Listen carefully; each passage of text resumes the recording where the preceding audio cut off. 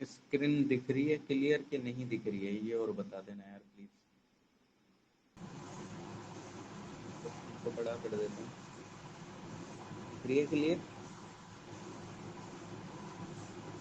Yes clear है।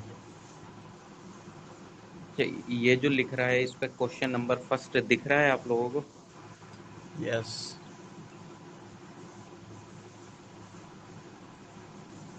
तो please बताइएगा इसका आंसर। मैं रिपीट करता हूँ क्वेश्चन। जैसे ही बोल रहा है कि consider the following statement with respect to freedom of religion enshrined in the constitution. मतलब बेसिकली आपको फ्रीडम ऑफ रिलीजन से रिलेटेड इन स्टेटमेंट को देखना और बताना है कि इनमें से कौन सा करेक्ट है ना। मतलब बेसिकली इनमें से कौन सा फ्रीडम ऑफ रिलीजन के रेस्पेक्ट में कॉन्स्टिट्यूशन में लिखा हुआ है। ये बोलता है पहला स्टेटमेंट की it includes the freedom to not follow any religion, यानी कि ये इंक्लूड करता है फ्रीडम की हमको कोई भी रिलीजन नहीं फॉलो करना चाहिए, है ना। और फिर सेकंड बोलता है कि it bars all religious conversion, की मतलब ये सारे रिलीजियस कन्वर्जन पे बार लगाते हैं एक तरीके से। It is not applicable to foreign nationals, ये फॉरेन नेशनल्स पे एप्लीकेबल नहीं होता है। तो अब आपको इसमें से या तो एलिमिनेट करके जो भी ए टू जेड जो भी आपको ऑप्शन लग रहा है वो आप बता सकते हैं, है ना। या तो बोल सकते हैं या टाइप कर सकते हैं। टाइप के लिए मेरे को एक सेकंड रुकिए, मेरे को वो खोलना पड़ेगा लैपटॉप में, तब मैं टाइप कर देख पाऊंगा। आप टाइप कर दीजिए, कोई दिक्कत नहीं है ना। इफ अगर आपको जो भी ऑप्शन लग रहा है गलत होता है सही होता है डजेंट मैटर, ऑप्शन क्या लग रहा है वो मैटर करता है। क्वेश्चन नहीं समझ में आया होगा तो रिपीट कर दूंगा। इफ अगर कोई गलत भी लग रहा है, गलत भी हो जाता है, कोई दिक्कत नहीं है ऐसा सच, है ना। कभी ये सोच के आप वो करें, जो भी आपको ऑप्शन लग रहा है आप बता सकते हैं, है ना, तभी तो सीखेंगे। मैं गलत होऊंगा आपसे सीखेंगे, मैं और आप गलत होंगे, जो मेरे को पता होगा मैं वो बताऊंगा। तो आपको इनमें से कौन से करेक्ट लग रहे हैं, बेसिकली जो आपको लगता है कि फ्रीडम ऑफ रिलीजन के अंदर कॉन्स्टिट्यूशन में लिखे हुए हैं, क्या ऐसा बोलता है कि फ्रीडम मतलब फ्रीडम है कोई भी रिलीजन नहीं फॉलो करने की, बार करता है ये रिलीजियस कन्वर्जन पे, ये एप्लीकेबल नहीं है फॉरेन नेशनल्स पे, तो कौन सा आपको लग रहा है कि जो इनमें करेक्ट है?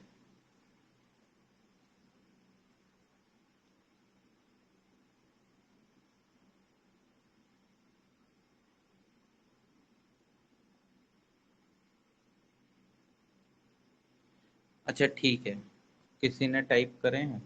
आप जितनी भी अवेलेबल है मैं देख नहीं पा रहा हूँ। आपको जो भी ऑप्शन लग रहा है बता दीजिए, फिर मैं वरना आंसर बता देता हूँ इसका। चलो ठीक है, आप लोगों ने नहीं बताया है, बट क्वेश्चन नहीं दिख रहा है, अभी भी नहीं दिख रहा है। फर्स्ट क्वेश्चन है फ्रीडम ऑफ रिलीजन वाला। यस या नो टाइप कर दीजिए if अगर अभी भी नहीं दिख रहा है।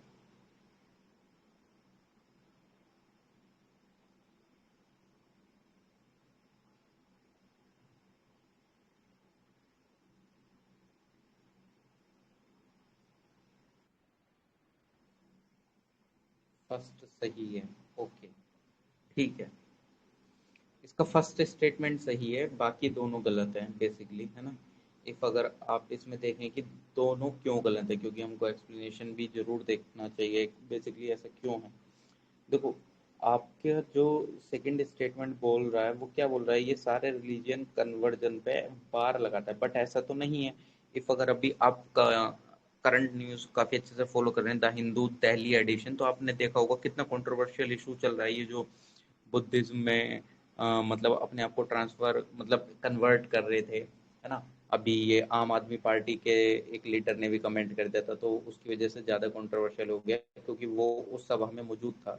तो हिंदूज काफ़ी कन्वर्ट हुए बुद्धिज्म में। अगर ऐसा होता कि कोई भी कन्वर्ट नहीं हो, मतलब ये फ्रीडम ऑफ रिलीजन बार लगाता है कि कोई भी कन्वर्ट नहीं हो सकता, रिलीजन कन्वर्जन नहीं कर सकता है, तो फिर इस तरीके के इंसिडेंट देखने को नहीं मिलते, है ना। तो बेसिकली ये गलत ऑप्शन है, तो एलिमिनेट करेंगे तो क्या होगा, डी ऑप्शन निकल गया, डी ऑप्शन गायब, बचे ए और सी।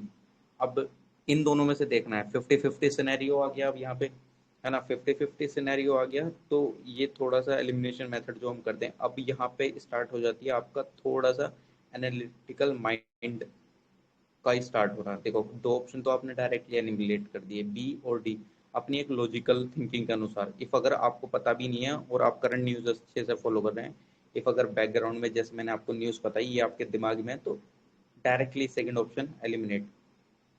अब ए और सी में देखते हैं। थर्ड ऑप्शन क्या बोल रहा है कि it is not applicable to foreign national. यार अगर ऐसा होता तो फिर हम जो वो क्रिश्चियन लोग जो आते हैं हमारे इंडिया में, बेसिकली जो मतलब एक तरीके से जो कि इंडियन टेरिटरी में रह रहे हैं, वर्क कर रहे हैं बेसिकली काफ़ी अच्छे तरीके से, तो उनको तो फोर्सिबली हम काफ़ी अच्छे से हिंदू में कन्वर्ट करा लेते, या मतलब बेसिकली अगर इस तरीके की चीज़ होती तो आप खुद सोचो, तो क्रिश्चियंस को कब क्या अदर रिलीजन में ट्रांसफर कर दिया जाता। बेसिकली ऐसे बोलते हैं यार तुमने तो हम पे रूल करा है, यहाँ पे क्रिश्चियन नहीं रहेंगे, या तो तुमको हमें हमारा धर्म अपनाना पड़ेगा, या आपको अपने देश जाना पड़ेगा, ये सारी चीज़ें, या मतलब जाओ यहाँ से, इस तरीके काफ़ी कंट्रोवर्शियल इशू सामने आते हैं। बट ऐसा नहीं है ना। जो पर्सन जो मतलब इंडियन टेरिटरी में रिसाइड कर रहे हैं, जो फॉरेन नेशनल्स, उनके लिए भी फ्रीडम ऑफ रिलीजन अवेलेबल है ना। ये आप बेसिकली अपने मतलब एलिमिनेशन मेथड से काफ़ी अच्छे से भी कर सकते थे इसको, इफ आप उस एनालिटिकल थिंकिंग से इसको सोच पा रहे हैं तो, है ना। इसमें ऐसा ऐसा नहीं था। और बेसिकली फर्स्ट स्टेटमेंट तो आपको डायरेक्ट ही बोलता है, ये ऐसा नहीं है कि किसी भी रिलीजन को फॉलो करने पे ये आपको मतलब ये it includes the freedom to not follow any religion. हाँ भाई बेसिकली ऐसा है ना। देखो आर्टिकल 25 से 28 तक फ्रीडम ऑफ रिलीजन है। अब फ्रीडम ऑफ रिलीजन बेसिकली आपको बोलता है फ्रीडम ऑफ कंसाइंस वगैरह इन सब के बारे में। वो पर्सन के ऊपर डिपेंड करता है कि वो कौन सी रिलीजन चूज कर रहा है, नहीं कर रहा है ना। और अगर वो बिना रिलीजन के रहना चाह रहा है तो वो उस रिलीजन के बिना भी रह सकता है। ऐसा नहीं है कि उसको हिंदू बन के ही रहना है या उसको मुस्लिम बन के ही रहना है, वरना अगर वो किसी भी रिलीजन को नहीं अपनाएगा तो उसका बहिष्कार कर दिया जाएगा, उसको देश निकाला दे दिया जाएगा। ऐसा कुछ नहीं है। भाई नहीं रिलीजन फॉलो करना है तो नहीं करो, है ना। ऐसा कोई बाउंडेशन नहीं है। आई होप कि फर्स्ट वाला क्लियर हुआ होगा। फर्स्ट ऑप्शन, वो फर्स्ट ऑप्शन कर रहा हूँ, फर्स्ट क्वेश्चन जो कि हमने करा। सेकंड क्वेश्चन पे आ जाते हैं।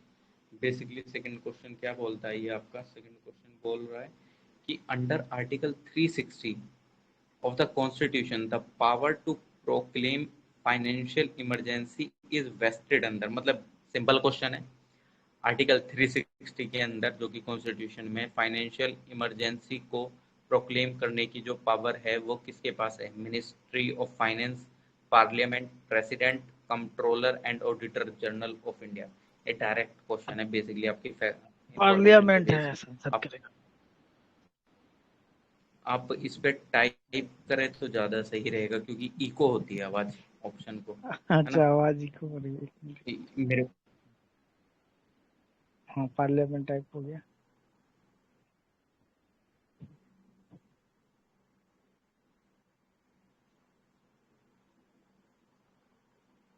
दूसरा सवाल एक बार पूछो सर। दोबारा क्वेश्चन, एक बार दोबारा क्वेश्चन पढ़िएगा। मैं अभी भी इसलिए बोल रहा हूँ क्वेश्चन को, भले से क्वेश्चन कितना भी इजी हो, दो बार क्वेश्चन जरूर पढ़ लीजिएगा क्योंकि इजी वे में ही गलत हो जाती हैं चीज़ें, है ना। मैं क्या बोल रहा हूँ समझ रहे होंगे आप लोग।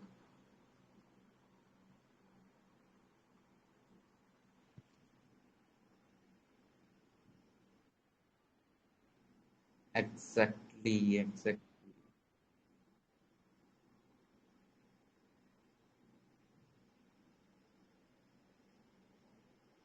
हाँ हाँ हाँ हाँ, अभी अभी अभी ऑप्शन काफ़ी अच्छे से निकल के आ रहे हैं। तब ठीक है, जिसने भी ये प्रेसिडेंट आंसर दिया है वो ऑप्शन सही है ना।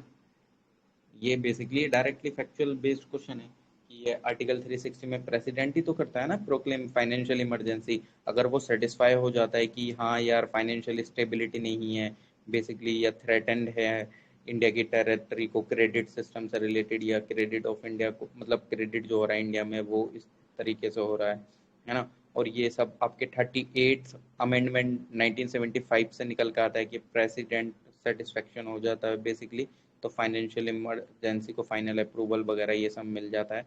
और ये किसी भी ग्राउंड पे कोर्ट में क्वेश्चन नहीं उठा सकते। If president financial emergency impose कर देता है तो उस पर कोई क्वेश्चन नहीं उठ सकता है on any ground in court, ध्यान रखिएगा इस चीज को भी, है ना।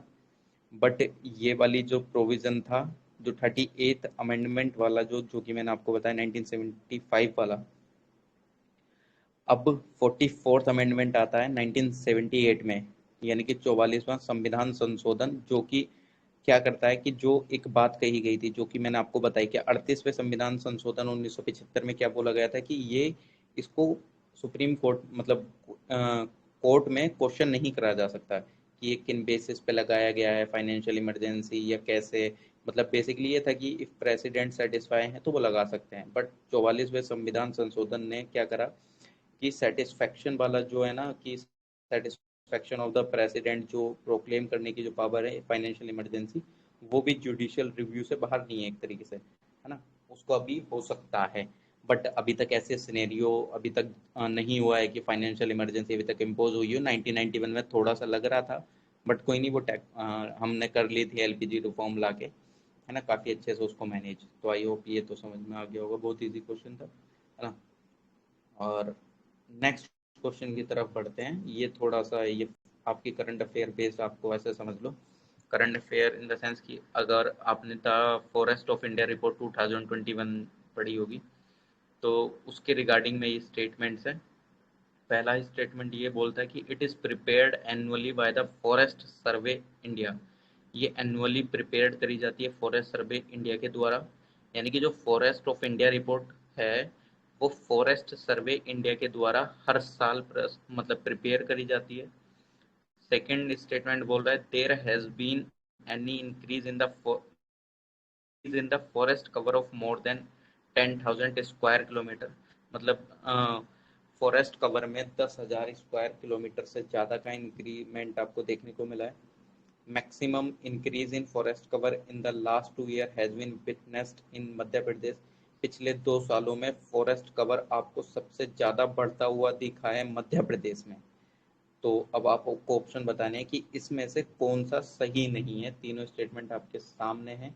इफ अगर देखने में कुछ भी ए टू जेड दिक्कत हो रही हो या ऑप्शन देखने में, तो मेरे को बता दीजिएगा, मैं रिपीट भी कर दूंगा, मैं बोल दूंगा इफ अगर ऐसा है ना।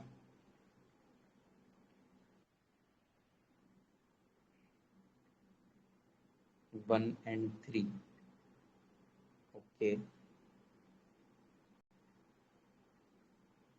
1 and 2, ओके। 1 and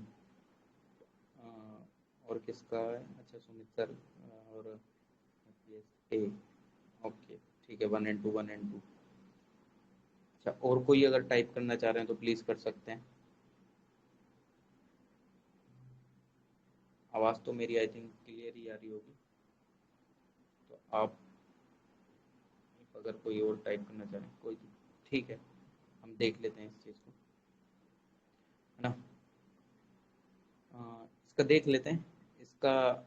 अगर और अभी भी किसी को कुछ चेंज करना हो तो प्लीज़ कर सकते हैं। मैं दोबारा रिपीट कर रहा हूँ, इफ अगर किसी को चेंज करना है तो अपना ऑप्शन चेंज कर सकते हैं। डाउट है किसी को अपने ऑप्शन पे तो, है ना। चलिए ठीक है, इसका जो आंसर है ना, थर्ड क्वेश्चन का, इसका आंसर आपको मिलेगा देखने को डी। तीनों ही स्टेटमेंट गलत हैं, है ना। तीनों ही स्टेटमेंट गलत हैं। गलत क्यों है हम देख लेते हैं इसको, है ना। 1 and 2 ठीक है, 3 में थोड़ा सा कंफ्यूजन हुआ होगा आप लोगों को कि 3 क्यों गलत है ना। और जिसने 1 and 3 आंसर दिया उसको 2 में थोड़ा कंफ्यूजन हुआ होगा कि ऐसा क्यों है। चलो ठीक है, रीजन देख लेते हैं कि ऐसा क्यों, फर्स्ट स्टेटमेंट क्यों गलत है। देखो, सबसे पहली बात, ये एनुअली नहीं प्रिपेयर्ड होता है, आपको पता होगी, अच्छा ठीक है, आप बोलिएगा। मैम आप बोलने के लिए बोल रही हैं कुछ, प्लीज। हाँ सर, सेकंड वाला मुझे इसलिए कंफ्यूजन हुआ। आई थिंक मैंने कहीं पढ़ा था 10,000 से, मतलब संख्या कुछ और ही होगी, तो मुझे डाउट था। बट थर्ड वाले में मैं आपको बता दूं तो वो मध्य प्रदेश नहीं रहा, वो आंध्र प्रदेश रहा है। और फर्स्ट वाला तो हाँ खैर है ही रॉन्ग। सेकंड वाले में मुझे थोड़ा कंफ्यूजन था। और अब FSI की रिपोर्ट नहीं आती, वो आती है रिपोर्ट आपकी जो वो आपका जो होता है ना, क्या बोलते हैं उसको, वन विभाग, वन सर्वेक्षण विभाग 1986 वाली जो होती है ना, वन सर्वेक्षण विभाग का आता है ये वाला रिपोर्ट, वन सर्वेक्षण विभाग का। अच्छा ठीक है, मैं एक बार एक्सप्लेन करता हूँ कि हाँ ऐसा सर, क्यों अब है आप, क्यों नहीं है, हाँ सर सबको अब समझ आप आएगा, कीजिए। है ना। सबको समझ आ जाएगा एक बार कि ऐसा है क्यों है ना। और देखो फर्स्ट वाला तो बेसिकली आपको पता ही है, वो वहां पे ही गलत हो जाता है। इफ अगर आपको एफएसआई वगैरह में कंफ्यूजन है तो ये डायरेक्टली गलत हो जाता है। क्या आपको हर साल देखने को मिलती है रिपोर्ट? नहीं, ये हर 2 साल में आती है। तो इफ अगर आप पकड़ पाए तो आप इसको एनुअली पे पकड़ के इसको एलिमिनेट कर सकते हैं, है ना। एलिमिनेट मतलब कि हाँ यार, ये तो पहला तो यही गलत हो गया, तो ऑप्शन बी का तो यहाँ से सवाल ही हट जाता है, यानी कि ऑप्शन बी डायरेक्टली एलिमिनेटेड है ना। अब ऑप्शन बी डायरेक्टली एलिमिनेटेड है तो सेकंड वाले ऑप्शन पे आ जाते हैं, है ना। अभी हमारे पास 3 ऑप्शंस बच रहे हैं, है ना, ए सी और डी। अब सेकंड ऑप्शन क्या बोल रहा है, और मैं चलो इसमें इंफॉर्मेशन ऐड कर देता हूँ। ये एफएसआई नहीं प्रिपेयर करती है, ये करा जाता है पब्लिश आपके ministry of environment forest and climate change के द्वारा, है ना। एक सेकंड रुकिएगा, मेरा डाउन हो रहा है वो, मैं चार्जर ले आता हूँ प्लीज, एक सेकंड बस।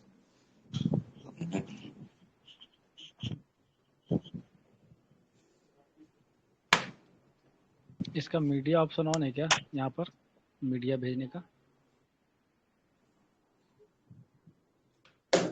अच्छा ठीक है, अभी हेलो सर। हेलो मैं लगा दिया। सर। हाँ हाँ तो हाँ हाँ हाँ हाँ, मीडिया बोलिए बोलिए। मीडिया ऑन है क्या इसका? हाँ मीडिया मीडिया ऑन ऑन कर। है, बट भेजनी, वो बोट का इशू आएगा, आपको फिर भी किसी को सेंड करना ही पड़ेगा, मीडिया ऑन होने के बाद भी इशू आएगा उसमें। मैं आप ही को भेजता हूँ। पहला वाला स्टेटमेंट क्या बोले आप, गलत है वो वाला, FSI नहीं करता। वो मैं, हाँ आपको एक सेकंड रुको, मैं पूरा एक्सप्लेनेशन दे रहा हूँ, एक सेकंड रुक जाइए बस, एक सेकंड रुकिए बस जरा।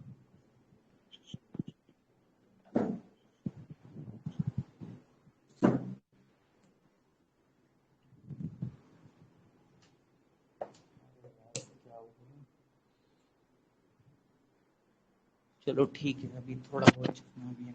हाँ वो मैं, यार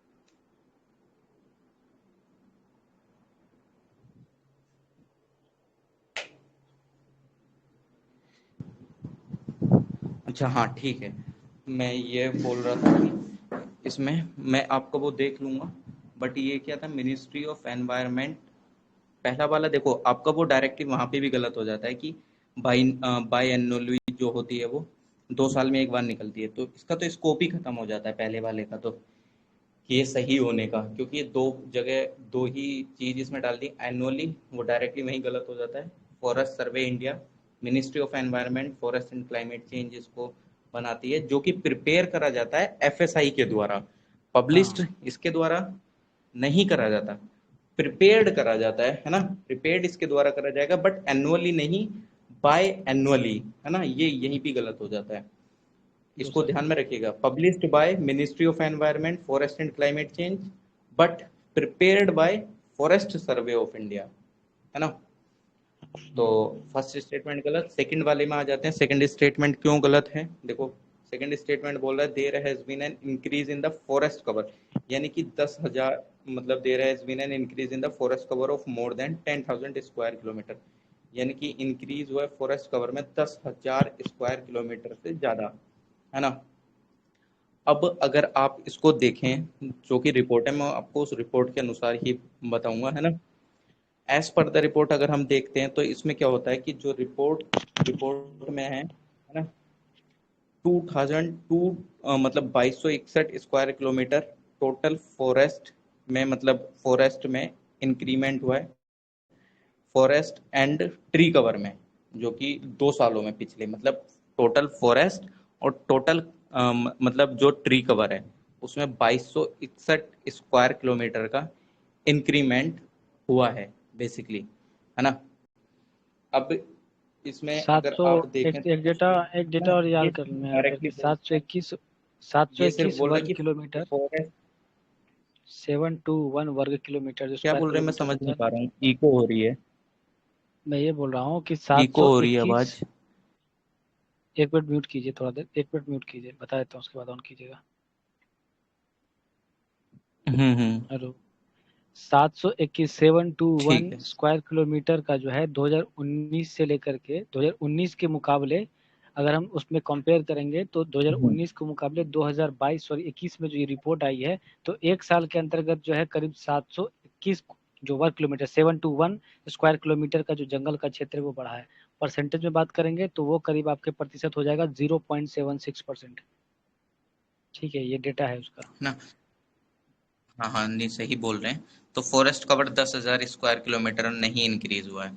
थर्ड वाला वैसे ही गलत हो जाए, वो मध्य प्रदेश स्टेट नहीं है, वो आंध्र प्रदेश स्टेट है जिसमें कि फॉरेस्ट कवर मैक्सिमम इंक्रीज हुआ है ना। आप इसको देख सकते हैं, है ना। इफ अगर आप देखें तो आप सेकंड वाले स्टेटमेंट को भी थर्ड से कनेक्ट करके कर सकते थे, मतलब एलिमिनेट। कैसे कि यार, फॉरेस्ट कवर जो मैक्सिमम, इफ अगर डाटा पता है तो आपको, है ना, अगर आपको थर्ड वाले ऑप्शन में आंध्र प्रदेश पता है, उसका थोड़ा बहुत भी डाटा पता है कि यार 600 पता है, क्योंकि उसमें 647 स्क्वायर किलोमीटर इंक्रीज हुआ था, मैक्सिमम इंक्रीज देखा गया तो 647 स्क्वायर किलोमीटर इंक्रीज हुआ फॉरेस्ट कवर। तो आप देखें यार, मैक्सिमम जो इंक्रीज हो रहा है स्टेट में वो इतना हो रहा है, और जो वो टोटल बता रहा है 10,000 स्क्वायर किलोमीटर बता रहा है, अगर सारे स्टेट्स का भी देखें तो बेसिकली कहाँ के अराउंड बैठेगा, मतलब वही मतलब इफ मतलब 10,000 तो नहीं पहुंचेगा। थोड़ा सा इफ अगर एलिमिनेशन वाला, अगर आप एनालिटिकल थिंकिंग लगाएं तो सेकंड वाला ऑप्शन भी कर सकते हैं। बस ये थोड़ा सा डाटा हल्का सा पता होना चाहिए था, क्योंकि फैक्चुअल टाइप से हो जाता है ना। चलिए कोई नहीं, फोर्थ वाले पे चल लेते हैं। फोर्थ वाला भी डायरेक्टली है, कोई दिक्कत नहीं। Which of the following are the similarities between Indian parliamentary system and British parliamentary system. आपको क्या सिमिलरिटी देखने को मिलेगी इंडियन पार्लियामेंट सिस्टम और ब्रिटिश पार्लियामेंट सिस्टम में?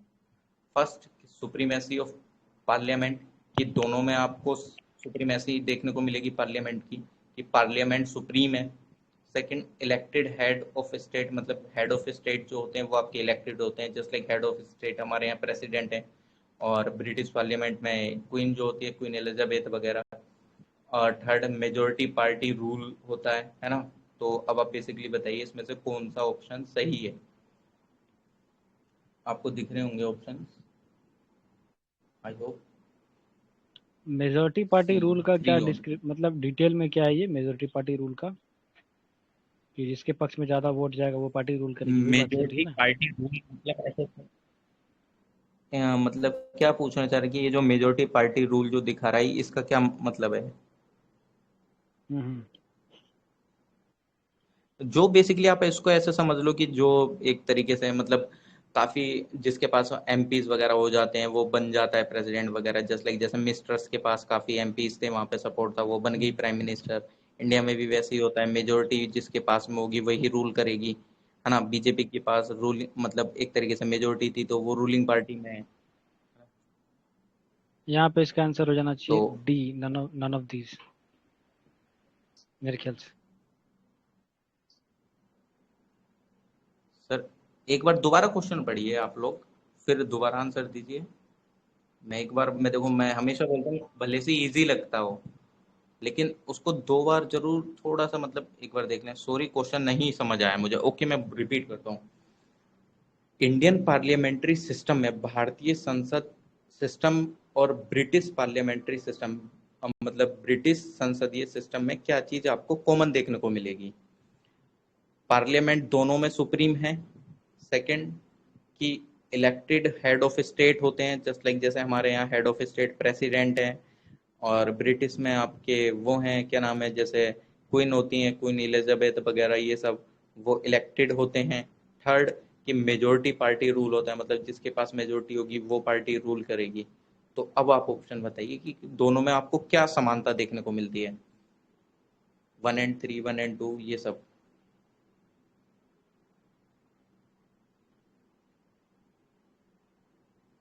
Exactly exactly. अब आ गया ना क्वेश्चन समझ आपको?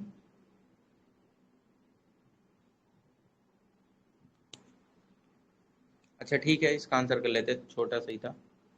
इसका आंसर है सी, 3 ओनली, है ना? क्योंकि आपको सुप्रीमेसी जस्ट लाइक जैसे ये लिखा भी है, ओनली 3। हाँ हाँ, आपको बहुत अच्छे से पता होगा, अब इसमें मैं क्या ही डिटेल में जाऊँ, है ना? कि भाई हम कॉन्स्टिट्यूशनल सुप्रीम है तो कॉमनैलिटी नहीं देखी जा सकती, similarity. Second, elected head of state India में होते हैं, वहाँ क्वीन एलिजाबेथ चली हुई आ रही है, हेरिडेटरी, है ना? थर्ड, वही मेजोरिटी पार्टी रूल, आपको पता ही है, जिसके अंडर में जितने एमपीज वगैरह आ जाएंगे वही बन जाएगा, है ना? तो इसमें इतनी डिटेलिंग की जरूरत नहीं है, वही कोई। Consider the following functionaries of NITI Aayog. अब कौन कौन से फंक्शनरीज हैं बेसिकली जो कि नीति आयोग में काम करते हैं, बेसिकली जो कि अपॉइंट करे जाते हैं प्राइम मिनिस्टर के द्वारा। चेयरपर्सन, ध्यान से इसको, consider the following functionaries of NITI Aayog, मतलब ये बेसिकली नीति आयोग के ही मेंबर्स वगैरह हैं, जैसे चेयरपर्सन हो गए, वाइस चेयरपर्सन, स्पेशल इन्विटीज हो गए, जिनको स्पेशल उस पर बुलाया जाता है एक तरीके से, अगर इफ कुछ डिस्कस हो रहा है या किसी पे पॉलिसी बन रही है। Fourth, chief executive officer. अब इनमें से कौन से लोग अपॉइंट करे जाते हैं प्राइम मिनिस्टर के द्वारा? इसमें भी इतनी डिटेलिंग की जरूरत नहीं है, आप डायरेक्टली फैक्चुअल बेस्ड चाहिए भी आप बता सकते हैं। इफ अगर आपको ध्यान है फैक्चुअली, कोई दिक्कत नहीं है, गलत भी होता है बेसिकली, है ना? ये फैक्चुअल फैक्चुअल चीजें हैं।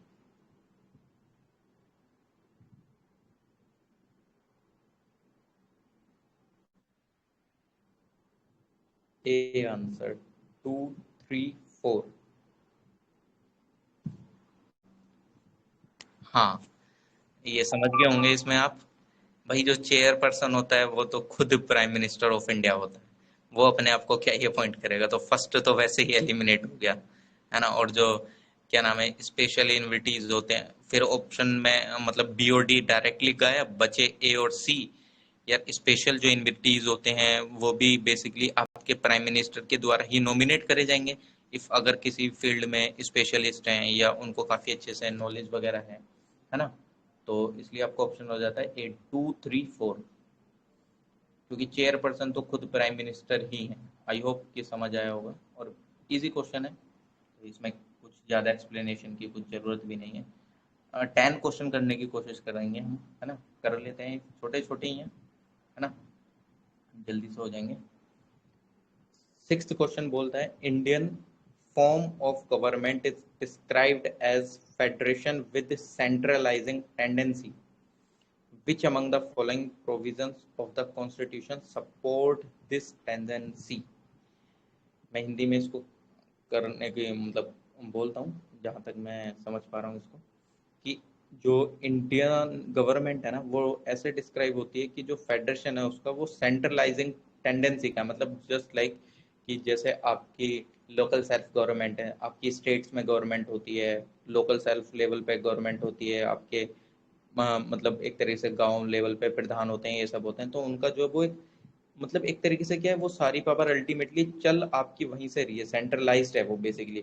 आपकी जो मतलब ऐसा बोलते हैं ना, माई बाप जो है वो एक तरीके से उन सबके वो कहाँ है, सेंट्रल में, सेंट्रलाइजिंग टेंडेंसी है।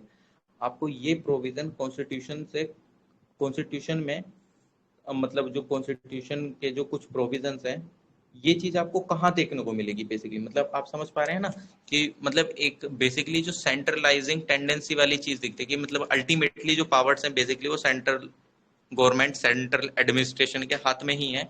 हमने बेसिकली आपको दे दिया, ऐसा नहीं है कि सारी हैं, बट फिर भी कहीं ना कहीं ऐसा देखने को झलक मिल जाती है कि सेंट्रलाइजिंग पावर है ना? मतलब जो मेन मेन पावर्स हैं, ऐसा मान लो कि वो सेंट्रल मतलब इंडियन पार्लियामेंट्री पे मिल जाएगा, या आपको स्टेट की लेजिस्लेचर्स में देखने को नहीं मिलेगा, है ना।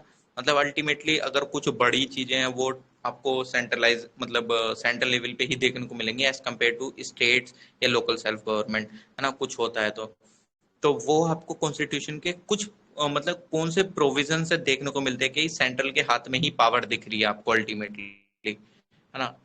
तो फर्स्ट आ जाता है कि हमारा सिंगल और फ्लेक्सिबल कॉन्स्टिट्यूशन है। सेकंड जो है ऑल इंडिया सर्विसेज का, उसमें आपको ऐसा देखने को मिलता है कि सेंट्रल पावर एक तरह सिस्टम, तो स्टेट गवर्नर्स का अपॉइंट करा जाता है वो सेंटर के द्वारा होता है। इस वजह से ऐसा आपको वो पावर आपके सेंट्रल गवर्नमेंट के हाथ में है ना। तो आपको इसमें से बताना है कि आपको इनमें से कॉन्स्टिट्यूशन के किस प्रोविजन में वो एक सिंगल एंड फ्लेक्सिबल कॉन्स्टिट्यूशन, हमारे पास सिंगल और फ्लेक्सिबल कॉन्स्टिट्यूशन है। सेकंड प्रोविजन है ऑल इंडिया सर्विसेज का, उसमें देखने को मिलता है ये अपॉइंट करे जाते हैं स्टेट गवर्नमेंट सेंटर के द्वारा। तो आप बताइए किसमें देखने को मिलता है ऐसा।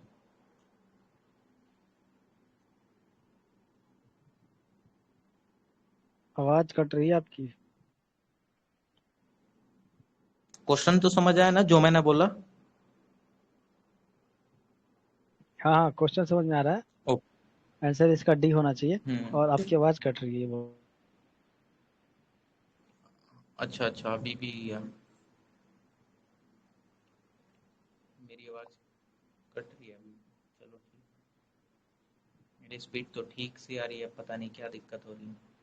हाँ अभी ठीक है। अच्छा ठीक है। कभी कभी घबरा जाती है। अच्छा अच्छा, हाँ एग्जैक्टली इसका आंसर डी है ना। ये आपको तीनों उसमें देखने को मिलेगा। इसमें एक्सप्लेनेशन की जरूरत है, इफ अगर जरूरत है मैं एक्सप्लेन कर दूंगा कि ऐसा नहीं नहीं मतलब ये नहीं नहीं नहीं, क्योंकि मेरे को है ना। इतना क्रिटिकल क्रिटिकल कंडीशन कुछ नहीं है, नॉर्मल नॉर्मल कंडीशन है। पहला तो ये कि संविधान लचीला है तो इसी वजह से सेंट्रलाइज पावर है, और संविधान एक ही है, एकल नागरिकता है, इसीलिए पहला वाला सही हो जाएगा। दूसरा वाला बोल रहा था, क्या था क्वेश्चन, क्या गया, हाँ ऑल इंडिया सर्विस। ठीक है, ऑल इंडिया सर्विसेज जो लगाई जाती हैं वहाँ पे सेंट्रल के द्वारा, वो भी एक जगह से सेंट्रल से निकलती है और सब जगह डिस्ट्रीब्यूट होती है, ऑल इंडिया सर्विस है वो। ठीक है, उसके बाद अपॉइंटमेंट ऑफ स्टेट गवर्नर, तो गवर्नर की जो नियुक्ति होती है वो भी तो यही दर्शाता है ना कि सेंट्रल के पास पावर ज्यादा है। गवर्नर को मैं नियुक्त इसका किया किसने? एग्जांपल दे, राष्ट्रपति ने। हाँ हाँ नहीं आपने बताया काफी अच्छा, मैं एग्जांपल दे देता हूँ। स्टेटमेंट वन में क्या हो जाता है आप देखने को मिलता होगा आपको काफी अच्छे से कि स्टेट की जो बाउंड्रीज हैं वो कहीं ना कहीं ऑल्टर कर दी, मतलब ऑल्टर कर सकता है सेंटर काफी अच्छे से, मतलब मतलब कम बढ़ती है एक तरीके से, है ना। तो वो किसके अल्टीमेट पावर हाथ में है, आपके केंद्र में। सेकेंड वाला आपको वही जाता है ओल्ड का रिक्रूटमेंट और ट्रेन द्वारा करते हैं सेंटर के सर सर सर आपकी आवाज ही नहीं आ रही है। कहीं अंदर में नहीं। एक- हेलो, सर आपकी आवाज ही नहीं आ रही है। बीवी नहीं आ रही। सर आवाज ऐसी ऐसी आ रही है जैसे बोलना चाहिए अब नहीं अचार ना तो आ आ रही। खाया मैंने, ऐसा हुआ। एक सेकंड रुको यार, एक सेकंड रुकिएगा, एक मिनट बस। अगर ऐसा हो रहा है तो हम इसको इसी क्वेश्चन से कर लेंगे, अगर ऐसा इशू है तो फिर बाकी हम आगे कर लेंगे कैरी फॉरवर्ड। हाँ सर, आप कवरेज क्षेत्र में जाइए। अभी आ रही है आपकी कि नहीं आवाज आ रही है? एकदम आ गई। अभी अब एकदम परफेक्ट आ रही है। अभी एकदम परफेक्ट आ रही है ना। इस क्वेश्चन को मैंने बेसिकली एग्जांपल दिया था कि स्टेटमेंट वन में आप देख सकते हैं कि स्टेट की बाउंड्रीज को ऑल्टर कर सकता है सेंटर, घटा बढ़ा सकता है। बेसिकली आपको पार्ट वन में देखने को मिल जाएंगे आर्टिकल 1 2 3 4, तो उसमें आप देख सकते हैं आर्टिकल 1 2, है ना। इन सबको काफी अच्छे, वन तो बेसिकली उसी के बारे में है कि कितने स्टेट हैं कितनी यूनियन टेरिटरीज वगैरह, 2 3 हैं इससे रिलेटेड, है ना। तो आप उनको देख सकते हैं काफी अच्छे से, तो उसमें आपको सेंट्रलाइजिंग वाली चीज नजर आएगी। सेकंड वाला वही कि ऑल इंडिया सर्विसेज के जितने आईएएस आईपीएस वगैरह ये सब होते हैं किसके द्वारा ट्रेन करे जाते हैं? सेंटर के द्वारा।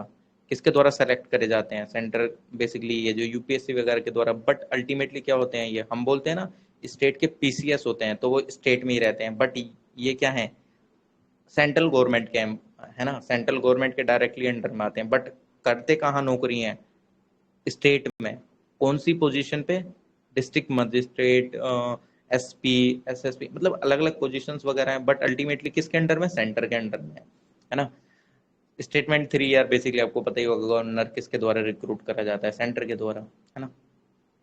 इफ अगर मेरी आवाज सही आ रही है तो 7th क्वेश्चन और कर लेते हैं, जहां पे भी आवाज में दिक्कत आने लगेगी हम वहीं पे नहीं ठीक स्टॉप है, करने की क्वेश्चन, है ना, ठीक है, ठीक है, वहीं ठीक पे स्टॉप करने की कोशिश करें। है। भालो बच्चे। 10 क्वेश्चन तो मैं सोच रहा हूँ 10 क्वेश्चन हो जाएं, अगर नहीं होते हैं, इफ नेटवर्क इशू आता है तो हम रोक देंगे, कोई इशू नहीं है। 7th क्वेश्चन बोल रहा है कि consider the following statement regarding the NPR, national population register के रिगार्डिंग में ये स्टेटमेंट दिए हुए हैं, आपको बताने हैं कि इनमें से कौन से सही हैं। फर्स्ट स्टेटमेंट देता है एनपीआर के बारे में, only citizens are included in the NPR, कि सिटीजन्स को ही इंक्लूड करा गया है सिर्फ नेशनल पॉपुलेशन रजिस्टर में। सेकंड ये बोलता है it is mandatory for every usual resident of India to registered in the NPR, कि ये मैंडेटरी है, जितने भी रेसिडेंट भारत में रहते हैं उनको रजिस्टर करवाना अपने आप को एनपीआर में। बेसिकली मैंडेटरी वाला शब्द जो है उसको थोड़ा सा देखिएगा, है ना। थर्ड कि the data for NPR was first collected in 2010 along with the house listing phase of census 2011।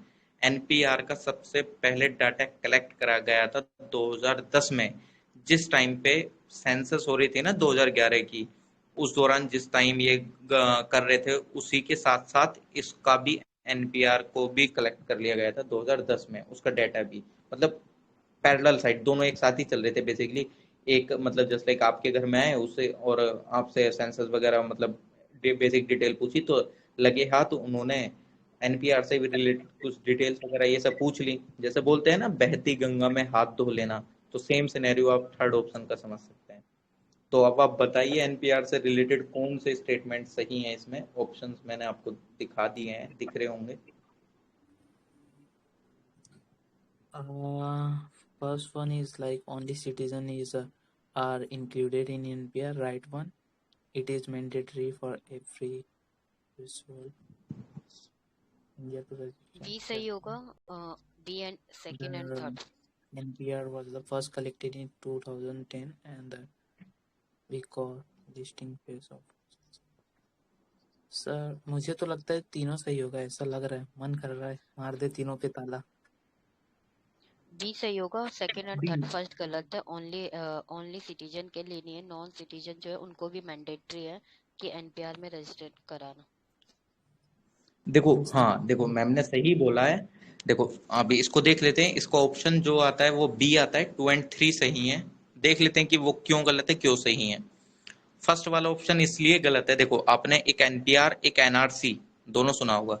NPR इसलिए अलग हो जाता है एनआरसी से कि ये बेसिकली ये नहीं है कि इंडियन सिटीजन्स के लिए ही है, ये बेसिकली आपकी इंफॉर्मेशन है कि कौन कौन एक तरीके से रह रहे हैं भारत में, है ना। तो फॉरेन नेशनल्स की भी इंफॉर्मेशन वगैरह ये सब, है ना। मतलब ऐसा नहीं है कि जो 1 दिन के लिए आया, 2 दिन के लिए, 1 महीने के लिए, उसमें भी ये कंडीशन है कि जो कि 6 महीने से ज्यादा हो गए हैं फॉरेन नेशनल जो कि रह रहा है, तो उसको भी इंक्लूड कर लिया जाएगा एनपीआर में। ऐसा नहीं है एनपीआर में उसकी भी डिटेल लिख ली जाएंगी, बट ये है थोड़ी सी कंडीशन कि 6 महीने हो गए हों, 6 महीने या 6 महीने से ज्यादा उसको भारत में रहते हुए, है ना।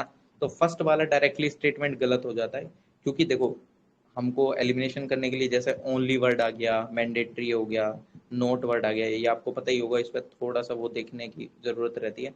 बट यूपीएससी खेल जाता है अब भी इन वर्ड्स के साथ। उन अब आजकल क्या होने लगा है, ओनली वाले स्टेटमेंट भी सही होने लगे हैं ज्यादातर, है ना। तो फर्स्ट वाले स्टेटमेंट गलत हुआ तो ए और डी एकदम बाहर हो गए, बचे बी और सी, है ना। बी और सी बचे, तो अब इसमें से आप का जो ऑप्शन था वो बी सही था। अब बी सही है, यानी कि दोनों स्टेटमेंट सही हैं। दोनों स्टेटमेंट सही क्यों है, ये एक तरीके से मैंडेटरी है कि यूजुअल जो रेसिडेंट है ना, उसको रजिस्टर कराना एनपीआर में, है ना। और जो थर्ड जस्ट लाइक जैसे अब इसमें एक चीज आ जाती है, इसमें जो आसाम है ना, जो खाली ओनली जो एक आसाम स्टेट है, उसको इंक्लूड एक तरीके से मतलब अगर आप देखें तो मतलब जो एनपीआर और एनआरसी वाला जो इशू मतलब बेसिकली काफ़ी अच्छे से इशू वगैरह चल रहा था, तो आप काफ़ी अच्छे से देख रहे होंगे उसमें ये रजिस्ट्रार जनरल ऑफ इंडिया की काफ़ी अच्छे से नोटिफिकेशन वगैरह भी आई थी, है ना। मतलब एक तरीके से जो इनको इंक्लूड नहीं करा गया है बेसिकली एनपीआर वगैरह वाले में। इनको एनआरसी वगैरह वाला जो इशू चल रहा था, आपको पता ही होगा कि आसाम में हुई थी, तो उसमें काफ़ी कंडीशन देखी गई कि वहाँ पे कुछ ऐसी जगह पाई गई वगैरह। अब मैं उसको इतनी डिटेल में तो नहीं जाऊँगा, है ना। तो थोड़ा सा ही एक्सेप्शन है वो देख लीजिएगा। और ये थर्ड वाला एग्जैक्टली सही है ना। अब इसमें कुछ सच एक्सप्लेनेशन के लिए है नहीं, क्योंकि ये फर्स्ट कलेक्ट 2010 में ही करा गया था, है ना। और ये मतलब वही जो मैं बात कर रहा था कि बहती गंगा में हाथ धो लेना, तो मतलब जिस टाइम पे सेंसर हो रहा था 2011 का, उस दौरान ही ये सारी बेसिक डिटेल्स ले ली गई थी, है ना। मतलब जब 2011 के सेंसस की डिटेल लेने जा रहे थे, तो तभी हैंड टू हैंड वगैरह ये सारी चीज़ें देख ली गई थी, है ना। तो इस वजह से ये थर्ड स्टेटमेंट भी सही है। एट्थ वाला देखेंगे। एट्थ वाला बोल रहा है consider the following statement. First statement इसकी है, there is no limit to the power of the parliament to amend the constitution. कि कोई लिमिट नहीं है पार्लियामेंट की पावर पे, जो कि जो कि एक उसको पावर है ना, अमेंड कर सकता है कॉन्स्टिट्यूशन को। तो यानी कि उसको कोई लिमिट नहीं है, वो किसी भी हद तक बेसिकली उसको अमेंड कर सकता है ना। Second, only the president can decide whether any matter forms a part of the basic structure of the constitution. कि सिर्फ और सिर्फ प्रेसिडेंट ही डिसाइड कर सकता है कि क्या matter basic structure of the constitution का मैटर है बेसिकली, या नहीं है ना। Okay, तो अब आप so बताइए for the कौन सा second सही one, है। इसमें तो पूरी बताने हैं कि both are wrong, both are wrong. Second one पूरी तरह से गलत है। फर्स्ट वन में फंडामेंटल राइट है, जिसको मतलब ये अमेंड नहीं कर सकते हैं, मतलब दोनों फिर गलत होगा, क्योंकि जो सुप्रीम कोर्ट है वो डिसाइड करता है बेसिक बेसिक राइट स्ट्रक्चर के को ऊपर। नहीं कर सकता, बस इतना ही याद रखना उसमें। ठीक, वही दोनों है गलत। ना। बेसिकली दोनों गलत है। अल्टीमेटली आपने ऑप्शन क्या होगा इसमें, ऑप्शन टाइप करिए, ऑप्शन बताइए, ऑप्शन टाइप कर दीजिए। D, the D, given, D option इसमें राइट डी। लिखा है जवाब है। कि करेक्ट। डी डी, हाँ, मैं भी डी से सहमत हूँ। ऑप्शन डी एग्जैक्टली ठीक है। ये आप बेसिकली इसको कनेक्ट कर सकते हैं केशवानंद भारती केस से। एक्सप्लेनेशन की जरूरत है कि इसमें आई थिंक यार पता ही होगा, केशवानंद भारती वाला नो केस नीड, पे ही डायरेक्ट ऐसा नहीं लिमिट नहीं। ही कर दी थी कि बेसिक स्ट्रक्चर वाला पार्ट दे दिया था उसने कि हम time to time basic structure वाली चीजें डिसाइड करेंगे। तो अल्टीमेटली पावर सुप्रीम कोर्ट, मतलब सुप्रीम कोर्ट ही डिसाइडिंग फैक्टर है। लिमिट तो लगी हुई है बेसिकली इनडायरेक्टली भी, और प्रेसिडेंट थोड़ी डिसाइड करेगा, उसको सुप्रीम कोर्ट डिसाइड करता है ना कि क्या क्या बेसिक स्ट्रक्चर का पार्ट है क्या नहीं है। अच्छा एक काम करिए, आपको अभी अभी तक जितने भी सुप्रीम कोर्ट ने बेसिकली बेसिक स्ट्रक्चर के पार्ट बताए, इनमें से 2-3 लिख दीजिए, सारे नहीं। इफ अगर आपको एक दो भी ध्यान है तो क्या बेसिक स्ट्रक्चर का पार्ट है, बेसिकली किस चीज को बेसिक स्ट्रक्चर माना गया है अभी तक, है ना। आप लिख सकते हैं। प्रियम्बल। नाइन्थ क्वेश्चन देख लेते हैं। ये यहाँ आपका है एक होता है ना एशियन। जुडिशियल रिव्यू, एक जुडिशियल रिव्यू है, प्रियम्बल तो है ही, उस पे बहुत सारे चीजें सर जुडिशियल ओवर इन्होंने लिख दिया। एक दो लिख दीजिएगा, टाइप कर दीजिएगा, तो सेपरेशन। सब काफी अच्छे से पढ़ लेंगे उसको। टाइप प्रियम्बल करेंगे है तो इफ आपका, सेपरेशन ऑफ पावर है, जुडिशियल रिव्यू है, हाँ सारे ही। नहीं ठीक है। एग्जैक्टली। अच्छा दो और क्वेश्चन कर लेते हैं हम जल्दी से। नाइन्थ क्वेश्चन बोलता है एशियन अरे भूख लग गई इंफ्रास्ट्रक्चर क्या सर? इन्वेस्ट। अरे सर भूख लग गई क्या? नहीं भटका रहे सर, हो?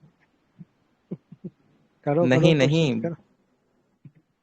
कहाँ भाग रहे हो फिर? हाँ हाँ, करो कुछ। मैं नाइन्थ क्वेश्चन बोल बोल तो रहा हूँ, मैं मना कब कर रहा हूँ। मैं बोल रहा हूँ। देखो स्टेटमेंट्स हैं आपके एशियन इंफ्रास्ट्रक्चर इन्वेस्टमेंट बैंक के बारे में। फर्स्ट स्टेटमेंट बोलता है कि India is the second largest share holder of the bank. कि इंडिया सेकंड लार्जेस्ट होल्डर है, शेयर होल्डर है बैंक का, किसका, एशियन इंफ्रास्ट्रक्चर इन्वेस्टमेंट बैंक का। सेकंड बोलता है कि both USA and Japan are not its member, कि दोनों इसके मेंबर नहीं है। तो अब आपको बताना है कि कौन सा सही है इनमें से ऑप्शन, आप टाइप कर सकते हैं। सबसे पहली बात तो मैं क्वेश्चन के बारे में जानता ही नहीं हूँ, अब तुक्का लगाने की बारी है। अच्छा ठीक है, कोई दिक्कत नहीं है। फर्स्ट राइट है, पहला कुछ सही है। सेकंड हाँ होल्डर वो है पहला वाला, और दूसरा गलत है। मतलब दूसरा, डी बोथ होगा यूएस इसका एंड हाँ Japan answer. Are not are the members, दोनों सही है, बोथ आर राइट। यूएसए और जापान दोनों ऑप्शन मेंबर सी। हैं इसका। और नहीं, डी होगा। आप टाइप कर दीजिए, फिर हम देख लेंगे कि कौन सा सही ऑप्शन है कौन सा नहीं। आप अपना ऑप्शन टाइप कर दीजिए, क्योंकि इको होती है बहुत ज्यादा, ऐसे थोड़ा सा मैं भी नहीं वो हो पाता, मतलब समझ पाता अच्छे से। अच्छा, ऑप्शन एक तो सी टाइप करा है। अच्छा ठीक है, ऑप्शन सी टाइप करा है, ऑप्शन डी टाइप करा है। I am with C. Okay, कोई दिक्कत नहीं है। ठीक है, तो अब हम इसको ऑप्शन देख लेते हैं कि इसमें ऑप्शन कौन से सही हैं, क्योंकि ये बोल रहा है कि डायरेक्टली कौन कौन से इसमें ऑप्शन आपके सही हैं एशियन इंफ्रास्ट्रक्चर इन्वेस्टमेंट बैंक की रिलेटेड, है ना। तो इफ अगर आप देखते हैं तो ये दोनों ही स्टेटमेंट करेक्ट है ना। ऑप्शन सी इसका आंसर है, और बोथ स्टेटमेंट आर करेक्ट। हम देख लेते हैं कि ऐसा क्यों है, थोड़ा सा जानने की कोशिश करते हैं इस बारे में। को आप गया था वाइस प्रेसिडेंट में, इसमें AIIB शॉर्ट फॉर्म अगर देखें, पूरा नाम क्या वो करेंगे इसको प्रोनाउंसिएशन, AIIB, है ना। तो इसमें बेसिकली तो क्या होता है कि ये आपको पता है ये लॉन्च की गई थी ये बीजिंग में 2015 में, है ना। और ये काफ़ी ज़्यादा मतलब लोन्स वगैरह अप्रूव भी हुए हैं इंडिया के लिए, मतलब अभी तक जितने मेंबर्स हैं इंडिया के लिए काफ़ी अच्छे से हुए हैं। और 105 इसके मेंबर्स वगैरह हैं। थोड़ी सी बेसिक डिटेल में आपको दे रहा हूँ, है ना। और बेसिकली ये क्या है कि एक डेवलपमेंट बैंक है जिसका एम है इम्प्रूव करना इकोनॉमिक और सोशल से रिलेटेड, काफ़ी अच्छे से हेल्प प्रोवाइड करना एशिया में, है ना। इकोनॉमिकली हेल्प हेल्प करना बेसिकली AIIB का, है ना। बेसिकली इसका कंसेप्ट ये था कि यार वर्ल्ड में जैसे IMF काम करती है, तो ये सारी चीज़ें तो एशिया में एक ऐसी बना लेते हैं कि जो कि एशिया से रिलेटेड इकोनॉमिक्स सेक्शन से रिलेटेड काफ़ी अच्छे से डेवलपमेंट रिलेटेड काम कर पाए, डेवलपमेंटल बैंक बना लेते हैं, है ना। तो इस वजह से, और चाइना, है ना, चाइना इसका बिगेस्ट होल्डर है, और इंडिया इसका सेकंड लार्जेस्ट होल्डर। आप देखें ना, आप वैसे भी इसको कंपेयर कर सकते हैं यार, ये एशिया इंफ्रास्ट्रक्चर बैंक है, तो एशिया में बेसिकली आपको कौन कौन से आपको काफी अच्छे से इकोनॉमिक वाले अगर आप कंपेयर करें, तो आप किन किन इकोनॉमी को कंपेयर कर सकते हैं, चाइना को, रशिया, और या इसको क्या नाम है इंडिया वगैरह को, इन सबको, है ना। तो बेसिकली अगर आप देखें तो यार चाइना चाइना और इंडिया में काफी अच्छे से आप उसमें कर सकते थे कि सेकंड तो हो ही सकता है यार, और तो हमें सेकंड का के वोटिंग लिए राइट जो ऐसा है से ना दिख नहीं रहा, मतलब इसमें, एक एनालिटिकल पावर से अगर आप देखना चाहें, क्योंकि एशिया में ही है ये bank, all over India India का का, वोटिंग ऑल राइट ओवर। शायद 27% होगा, हाँ 27%। हाँ हाँ हाँ। तो इंडिया का सेकंड हो सकता है, क्योंकि चाइना यार बड़ा प्लेयर है, तो चाइना के पास बिगेस्ट शेयर होल्डर हो सकता है, तो इस वजह से इंडिया सेकंड हो सकता है। तो आप थोड़ा सा एनालिटिकल थिंकिंग के साथ फर्स्ट ऑप्शन सही कर सकते थे। और USA और जापान आपके इसमें बेसिकली मेंबर्स नहीं है, क्योंकि एशिया की बात कर रहा है ना। तो यूएसए वगैरह को टैकल, जहां यूएसए वहां चाइना, और चाइना उसका बिगेस्ट शेयर होल्डर, तो आपको थोड़ा सा अटपटा नहीं लगेगा अगर आप एनालिटिकल थिंकिंग इसमें लगाएं, है ना। तो वो एक जो सिनेरियो है जो वर्ल्ड का, आपको थोड़ा सा कहीं ना कहीं एक चेंजिंग नहीं दिखेगा। तो बेसिकली दोनों ऑप्शन सही हैं इसमें, क्योंकि मुझे आपने लग रहा नोट है वगैरह ये सब, मुझे है ना। लग रहा है इसमें तो एलिमिने ऑप्शन हाँ 10 मुझे वो लग रहा है। क्वेश्चन। अच्छा ठीक है, मैं क्या करता हूँ, वो जो कुछ वैसा डाउट्स वगैरह है ना, इसके मतलब अभी इको आ जाता है जैसे ही स्क्रीन वगैरह शेयर होती है, तो मैं समझ नहीं पाता काफी अच्छे से कि आप क्या बोलना चाह रहे हैं। 10th क्वेश्चन तक करेंगे, फिर उसके बाद देख लेंगे कि जहाँ भी हमारे डाउट्स वगैरह थे, है ना। 10th क्वेश्चन तक हम कर लेते हैं इसको। Last question, which of the following may be drawbacks of a democracy, कि मे बी हो सकता है ड्रॉबैक्स डेमोक्रेसी के, आपको मतलब बेसिकली इनमें से कौन से हो सकते हैं ड्रॉबैक डेमोक्रेसी के। फर्स्ट स्टेटमेंट बोलता है leaders keep changing in a democracy which could lead to instability, कि लीडर लगातार चेंज होते रहते हैं डेमोक्रेसी में, जो कि एक इंस्टेबिलिटी जैसी कंडीशन भी देखने को मिल सकती है। जस्ट लाइक यार आप देख रहे होंगे तमाम चीफ मिनिस्टर बदल जाते हैं रातों रात, है ना। तमाम मिनिस्टर, मतलब यार महाराष्ट्र का आप सिनेरियो देखें, रातों रात चीफ मिनिस्टर बदले फिर दोबारा चेंज हुए, है ना। ये आप बिहार का सिनेरियो देख लें, कहीं का भी देख लें, तो मतलब बहुत जल्दी होती रहती है। आपको एग्जांपल भी मैंने दे दिया। Second, democracy may lead to corruption as it is based on electoral competition, कि डेमोक्रेसी में करप्शन भी हो सकता है क्योंकि ये बेस्ड है इलेक्टोरल कंपटीशन पे। Third, democracy increase the chances of rash और irresponsible decision making. Democracy increase करती है चांसेस इररेस्पॉन्सिबल डिसीजन मेकिंग से रिलेटेड, मतलब बेसिकली आप ऐसा मान लो कि इररेस्पॉन्सिबल डिसीजन मेकिंग होती है, उसके चांसेस डेमोक्रेसी में ज्यादा हैं, है ना। अब आपको बताना है इसमें कौन से सही ऑप्शन हैं कि ये ड्रॉबैक है डेमोक्रेसी के, है ना। आप देख लीजिए, मैं भी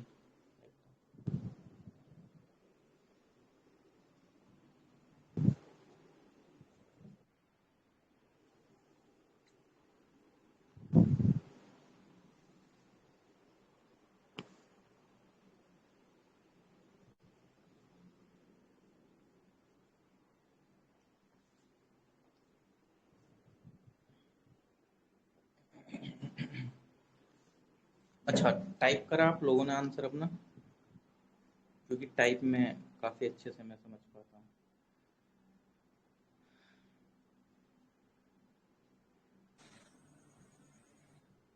टाइप कर रहे हैं आप अपना आंसर इससे रिलेटेड? हाँ हाँ हो गया टाइप। इसमें मेरे को आंसर तो दिखा डी देना चाहिए, बट मे, लॉजिकली जो है ना, ये ए वाला गलत होगा। मेरे को फर्स्ट दिख वाला क्यों नहीं गलत रहे होना हैं चाहिए, यार इसमें कुछ आपको? लॉजिक है मेरे। अच्छा डी आंसर लिखा है, और ऑल देगा आंसर, मतलब 1 2 3 बोल रहे हैं, 1 2 3 बोल रहे हैं, यानी कि ऑप्शन डी बोल रहे हैं, ऑप्शन डी के। अच्छा तो लॉक कर दिया जाए? इस पे एक मेरा वो है, मतलब मेरे इस पे कॉन्ट्राडिक्शन है, इस पे तर्क है। सर देखो रैशनल सबसे पहली बात मैं आपको बता दूं, इसमें देखो ये कंट्रोवर्शियल इन द सेंस आप इसको देख भी सकते हैं, क्योंकि कोई अपने किसी स्टेटमेंट के अगेंस्ट अपने आर्ग्यूमेंट रख सकता है फेवर और डिसफेवर में, है ना। तो वो वाली चीज इस क्वेश्चन में थोड़ा सा सिनेरियो देखने को लग सकता है, बट जो मोस्ट पॉसिबल जो आंसर है इसका कि क्या इम्प्लीकेशन आपको देखने को मिल जाते हैं, है ना, वो ऑप्शन आपको देखने को मिलता है ए ऑप्शन, है ना। ये आपके ड्रॉबैक्स ज्यादा देखने को मिलते हैं as compared to three. Three वाला देख लेते हैं कि थ्री वाले में ऐसा क्या होता है। थ्री वाला क्या बोल रहा है यार, आप डायरेक्टली खुद देखो सोच के, ये क्या बोल रहा है कि इररेस्पॉन्सिबल डिसीजन मेकिंग के चांसेस इंक्रीज हो जाते हैं। यार इररेस्पॉन्सिबल डिसीजन नहीं मिलती इसमें देखने को डेमोक्रेसी में, जबकि हम इसमें देखते हैं कि रेस्पॉन्सिबिलिटी वाली चीज देखने को आ जाती है, क्योंकि आप लोगों के द्वारा इलेक्ट होके पार्लियामेंट में पहुंचे हैं। आप पार्लियामेंट में आप बेसिकली उसका पूरी अच्छी तरीके से डिस्कशन, डिबेट डिस्कशन होता है। आपकी अपोजिशन पार्टी भी रहती है, वो आपसे क्रॉस क्वेश्चनिंग भी करती है ना। ऐसा नहीं है, तो कहीं ना कहीं एक चीज भी बनी रहती है जो हम देखते हैं ना, स्टार्ड क्वेश्चन, अनस्टार्ड क्वेश्चंस, ये सारी चीजें। तो वो आपकी अपोजिशन पार्टी भी रहती है, तो आपको कहीं ना कहीं एक वो चीज भी लगी रहती है, यार अगर मैं ऐसी चीज लेके जा रहा हूँ तो कल को वो अपोजिशन मेरे खिलाफ कुछ बोलेगी, अपोजिशन बोलेगी तो अल्टीमेटली मेरे ऊपर कुछ एक लोगों के प्रति धारणा बन जाएगी, तो नेक्स्ट इलेक्शन में मे बी मेरे को दिक्कत हो सकती है। तो वहां कहीं ना कहीं रेस्पॉन्सिबल डिसीजन मेकिंग वाली चीज आ जाती है। और गवर्नमेंट भी बेसिकली लोगों के पक्ष में ही काम, मतलब बेसिकली लोगों के वेलफेयरिस्टिक अप्रोच से ही काम करती है। मतलब जो लोगों, जस्ट लाइक आप कुछ भी देख लें, पीएम गरीब योजना, तो वो रेस्पॉन्सिबल बिहेवियर तो देखने को मिला, क्योंकि कोविड-19 वाला सिनेरियो देखने को मिला, तो उसको ये जरूरत महसूस हुई कि यार खाने पीने की दिक्कत आएगी, तो रेस्पॉन्सिबल बिहेवियर हुआ ना। इरेस्पॉन्सिबल बिहेवियर होता तो वो उसको चलाती ही नहीं, है ना। आपकी एमजी नरेगा को काफी अच्छे से सपोर्ट करा उसने उस टाइम पे, है ना। तो आपको रेस्पॉन्सिबल बिहेवियर देखने को मिल जाता है एज कम्पेयर टू रेस्पॉन्सिबल। तो थर्ड ऑप्शन तो वहीं एलिमिनेट हो जाता है, तो डी ऑप्शन और बी ऑप्शन के चांसेस वहीं खत्म हो जाते हैं। और वन और टू तो भाई आपको डायरेक्टली बेसिकली यार लॉजिकली चीज है, आपको बेसिकली आपको पता ही होगी, तो इसमें क्या एक्सप्लेनेशन की जरूरत है। यार देखो, इलेक्टोरल कंपटीशन करप्शन के उसको बढ़ाते हैं, है ना। आपने देखा भी होगा यार, कितना एक्सपेंडिचर होता है, मतलब एक्सपेंडिचर इन द सेंस कितने पैसे खर्च होते हैं और कितने करोड़ों रुपए, मतलब जो इलेक्शन कमीशन ने वो एक बार लिमिट लगा रखी है कि एमपी इतने खर्च कर सकते हैं, एमपी इतने खर्च कर सकते हैं। क्या आपको लगता है इतनी खर्च होते हैं? करोड़ों रुपए खर्च हो जाते हैं भाई साहब, करोड़ों रुपए। और फ्रीबीज वाला जो इशू चल रहा है काफी, आप उससे कनेक्ट कर सकते हैं इसको, है ना। सेकंड बी आएगा, सी ऑप्शन वैसे एलिमिनेट हो गया तो ए ऑप्शन बचता है, तो A option is the correct option according to this. और हम इसको यहाँ स्टॉप करते हैं रिकॉर्डिंग को अपनी भी, है ना।